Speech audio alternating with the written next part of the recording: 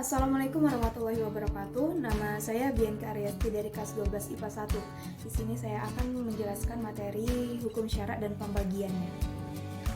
Hukum syarak atau hukum syariah adalah seperangkat peraturan yang telah ditentukan oleh Allah Subhanahu wa taala tentang tingkah laku manusia yang diakui dan diyakini berlaku serta mengikat seluruh umat yang beragama Islam. Hukum syarak dibagi menjadi dua, yaitu hukum taklifi dan hukum wada'i. Yang pertama, hukum taklifi. Hukum taklifi merupakan ketentuan yang menuntut para mukallaf untuk melakukan atau meninggalkan suatu perbuatan. Hukum taklifi dibagi menjadi 5, yaitu hukum taklifi yang pertama yaitu wajib atau ijab. Wajib atau ijab adalah suatu perbuatan yang diharuskan untuk dilakukan. Apabila dilakukan akan mendapat pahala dan jika ditinggalkan akan mendapat dosa. Yang kedua yaitu sunnah. Sunnah adalah suatu perbuatan yang sangat dianjurkan untuk dilakukan. Apabila dilakukan akan mendapat pahala dan jika ditinggalkan tidak apa-apa. Yang ketiga yaitu haram atau tahrim. Adalah suatu perbuatan yang sangat dilarang oleh Allah Subhanahu wa taala. Apabila dilakukan akan mendapat dosa. Yang keempat yaitu makruh.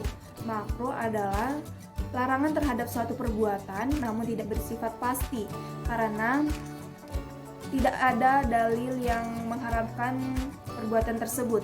Yang kelima yaitu mubah. Mubah adalah titah Allah yang memberikan kemungkinan untuk melakukan atau meninggalkan suatu perbuatan, namun apabila kita melakukan tidak akan mendapat ganjaran.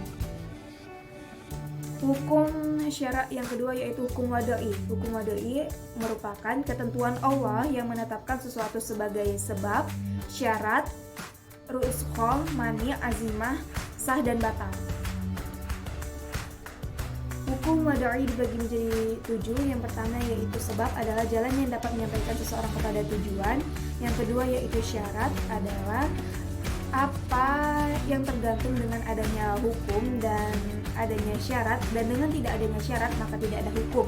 Yang ketiga yaitu mani adalah apabila terdapat maka hukum tidak ada dan menjadi batal meskipun syarat dan rukunnya terpenuhi.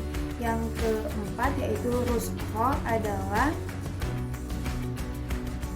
hukum yang telah ditetapkan untuk memberikan kemudahan bagi para mukallaf pada waktu tertentu. Yang kelima yaitu azimah adalah hukum yang telah ditetapkan semenjak semula, tidak hanya berlaku pada kasus, keadaan, orang, tempat, dan waktu tertentu.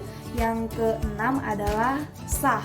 Sah diartikan sebagai lepas tanggung jawab dan gugur kewajiban di dunia, apabila di akhirat akan mendapat pahala.